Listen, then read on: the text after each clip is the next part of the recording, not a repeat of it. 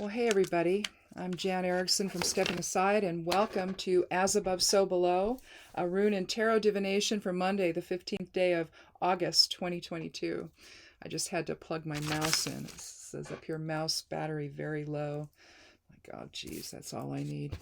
I need to lose my mouse because there's no way I can't do anything on a Mac without it. So anyway, well, I told you guys that last week I was going to get some new decks, a couple new decks, and I did. This is it's a, they call it a gold foil tarot, but it's by Leap Blue, I guess. I don't know who they are, but it's very, very slippery. If I thought this new deck I have it was very slippery, these things are crazy slippery, but they're very reflective. They're very cool. That's the Ace of Swords. I mean, it's a Rider Waite, but look at the background. It's very cool. There's the Hermit. And I got the rose one. I did a reading on the blog over at Stepping Aside at imsteppingaside.com. That's the web address. And I mean, they're very flimsy too. But they're so slippery that I don't even know how many times I've dropped them on the floor. And I'm not talking about one or two. I'm talking about the whole freaking deck. But I don't care. I really like the deck. And I love the box. So anyway, I'm a box person. The other one I got, anyway, I started to say I did a reading over on the blog using those. I've not done one with the black deck yet. But it's a kind of a foil, but the cards are more thick. And I like that better. So I don't tend to drop these. There's the Two of Pentacles. There's the King of Pentacles. So it's just a very, I don't know, it's just a very neat deck. I like it. But I haven't done a reading for the blog yet for it. There's Judgment. See, it's all shiny. But it's cool. I've never had a black deck before, and it's got the moons on the back, and it's just very neat. I like it. If I can get it back in here, we'll be able to get going with today's reading. Anyway, I'll set those over there. I got them on Amazon, so, you know, if you want to go over there and check them out, they're kind of cool. I've done some shuffling already this morning. I'll just do a little bit more so that we're ready to go. Let's see. Oh, I can't. Well, hang on a minute. I gotta bring up the esoteric influences. Let's put that up right there, and then I'll plug back in. I don't know. Anyway, the esoteric influences for today from the whole post over there on the blog is Stepping Aside. For the 15th, we have a 6 numerology. Hagalaz and Amisio are the runes that influence the reading, and the moon is in Aries. So how you deal with loss may come into focus today, and you may be forced to restructure your perceptions. Time spent with a close partner may reveal some truth that's been hidden for a while, and listening with compassion may make the difference. This may be a good time to pursue new experiences together to strengthen your relationship. So, you know, sometimes things come up, and it really does, I think, open a door to healing. And if that happens, just let it happen, and, you know, figure out what the deal is, and what the issue's been, and listen with an open heart and express compassion, and you should be okay, one way or the other. But maybe sometimes it's just that you haven't spent enough time together, you know. You kind of miss some of that, and you get, you know, maybe work or the kids or whatever, or just taking all your time. You know, maybe there's health issues that are in the way or something, and it's just, you don't really have time for one another, and all it takes is just to recognize that, and then to do it, spend that time together, and it helps. Today we have Dagaz, so one period ending in a new beginning. It means new day or day.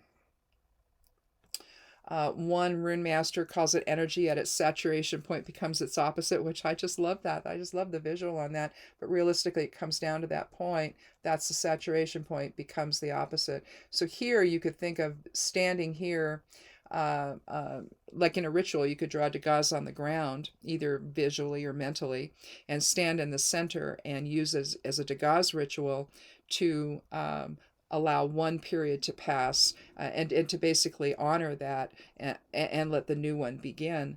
So it's really it's great on a new moon ritual to use this. I like it. I like to do that, but then I like to enlarge the runes and stand in the middle of them. It's just, I don't know, something about that is cool. So that's the above side of things today, being able to stand on the precipice of something new. Let's throw down the 4 elemental geomancy runes and see what we have here. Well, let's see. Oh, well, that's cool. We haven't had Vaya in a while. We've had Populus a few times. It's complement. But Vaya is a series of single dots. We put these in air, fire, or rather fire, air, water, and earth. That's the order that geomancers put the runes in. It's either going to come up 1 dot or 2 dots, and you just arrange them in that order. But here we have Vaya, which is it's a new path. It's the way. It's the journey, and it's also alignment. So there's a sense of solitariness to that. You're taking your new path, and it's an active way. It's not that others can't go with you. It's just that, with Populus, it's complement, which is 2 dots all the way down. There you have the follower or the crowd or something like that. And so you can see the dichotomy there, the wholeness of the two together.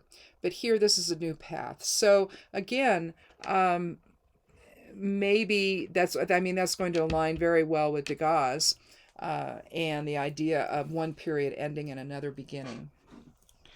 So let's take a look then at the cards and see what they're going to say, what kind of information they're going to say about that whole type of experience, and see where it takes us here. I'm not shuffling well this morning. It's a Monday. I don't know. I'm going to cut the deck and do the bottom part.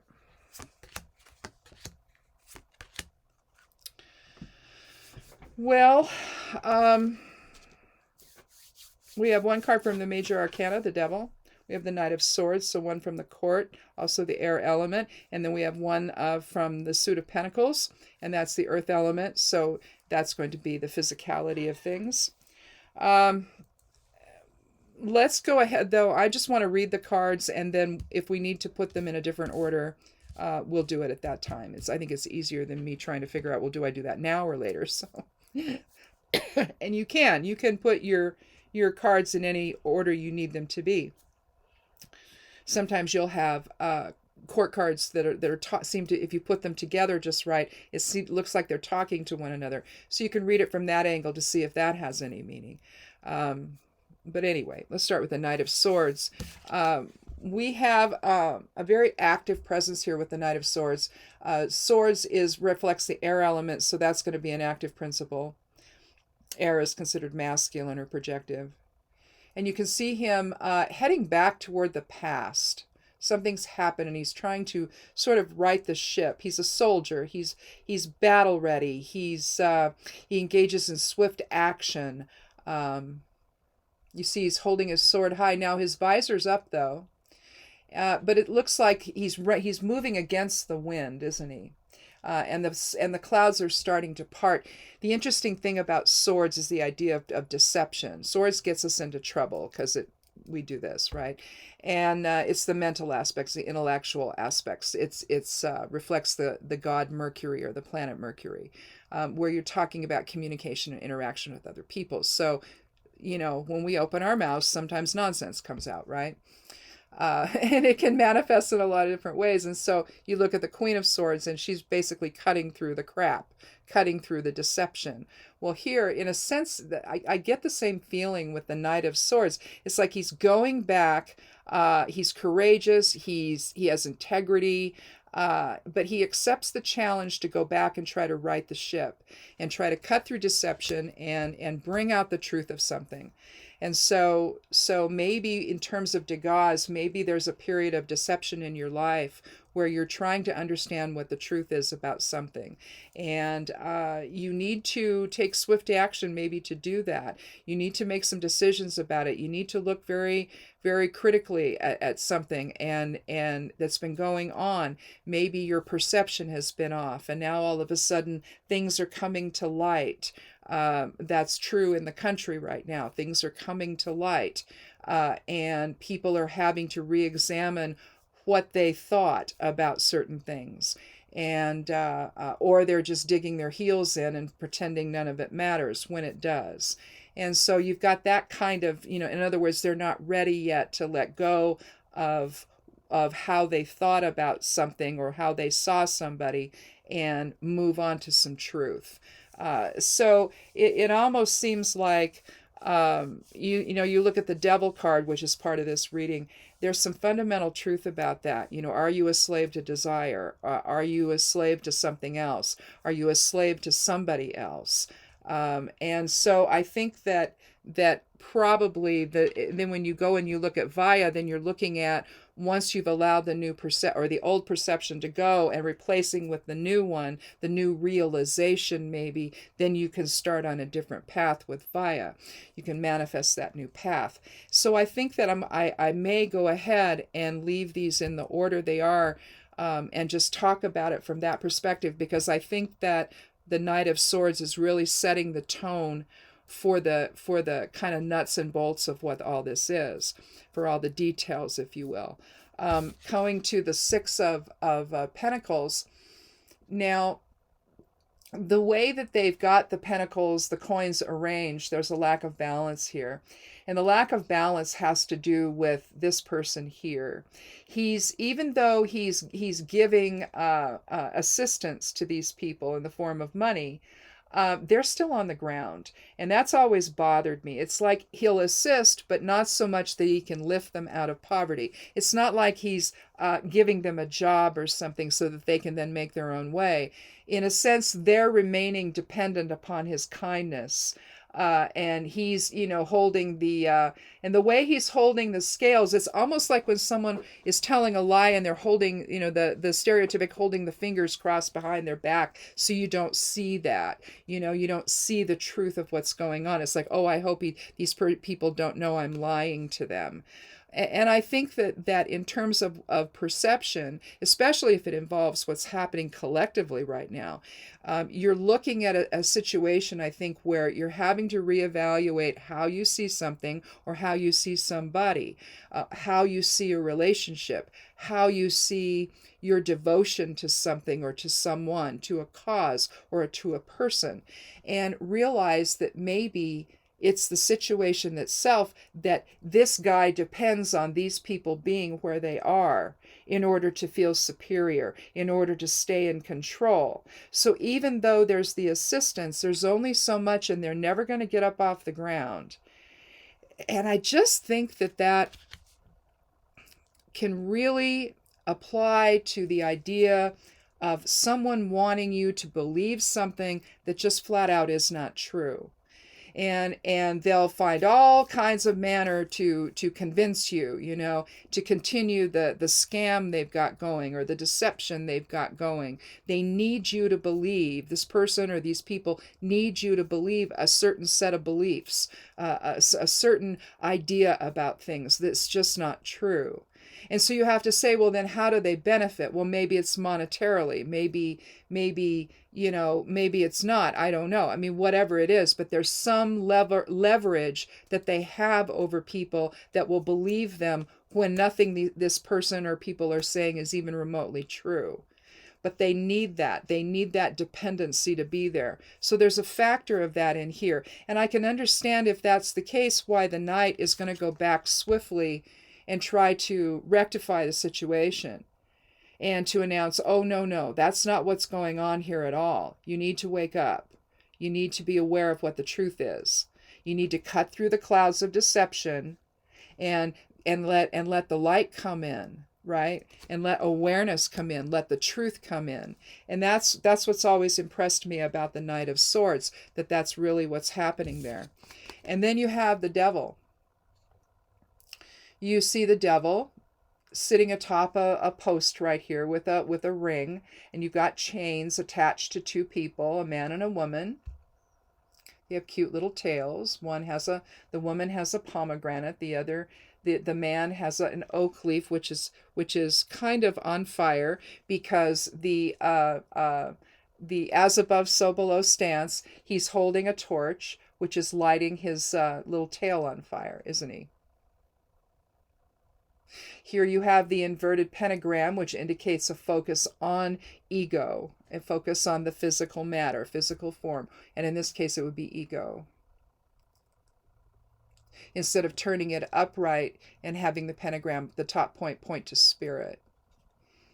Here, so basically, are you a slave to desire, or are you a slave to someone else, which is what you are here? You see, because it's the same sort of presentation where one is higher and the other two are eternally lower than this person here, our winged goat-headed figure. The devil card is really about are you a slave to your own ego? Are you so focused on something that isn't even real, that's so changeable, that's so lower vibration, that you can't release the bonds of that. And the whole idea of Degas is doing that. It's standing on the precipice of something new, releasing the old to make way for the new, basically, and to begin a new path forward. So, there could be something going on in your personal life that this applies to. Collectively, if you're part of that whole thing, I don't know. I think that some truth is coming out, and I think eventually the devil guy isn't going to be able to hang on to people anymore, and nor should he. Never should have happened to begin with. Being a slave to somebody else's, con or whatever is a sad place to be for people, and it's hard to look at something like that, whether it's something on that type of a grand scale, or whether it's just something in your personal life, when you have a situation where you've been deceived and people are trying to sell you a bill of goods. Basically, they want you to believe a certain thing so that you won't go any further. They try to control you. And control your response. They do things to you, but then they try to intimidate you into doing something about it. Maybe you have someone that does something to you, and realistically you need to sue them, or you need to go tell the authorities and they should be arrested, but you don't, because you're either afraid of what's going to happen, or maybe they're already dropping little hints of what will happen if you say anything, kind of thing. So you're left with this feeling of I don't know what to do, and what the truth of it is, maybe, but you're not really in a position where you can do anything about it. Well, at some point you're going to have to do something, even if it's, just staying away from those people. It could be something as simple as that, and taking a different path. You could be in a group of friends where you have one strong person in the group where he or she will try to manipulate everybody and keep them on their side about things. It's the way they keep control of the situation that they're in. It could reflect somebody who's really insecure, and they project it on the other side of it, and and they come across as somebody who's in charge, in control. You don't question them, and like that. So I mean, we've all known people like that, and it's not comfortable. You might stay within the group, but you never feel very good about it, and eventually, you leave because you just can't deal with it anymore.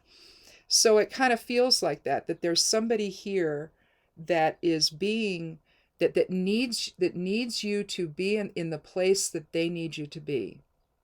They keep you in the place of their own choosing, and you don't seem to have a lot of control over that.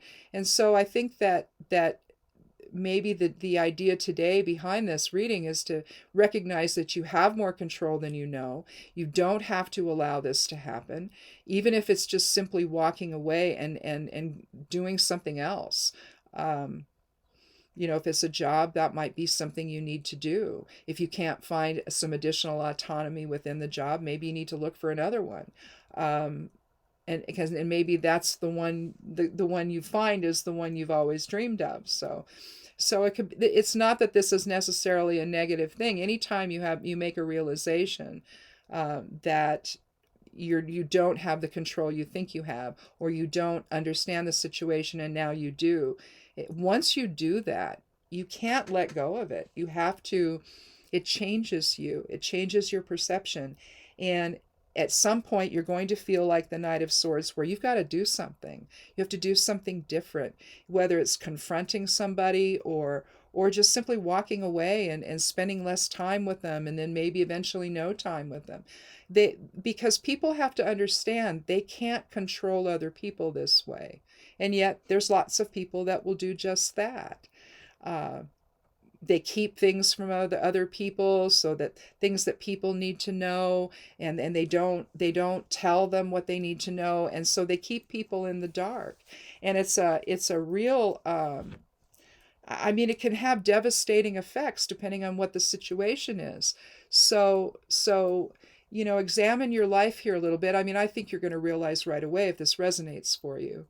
But if it does, then don't be afraid to look at the situation differently. Don't be afraid to start questioning and the truth of something.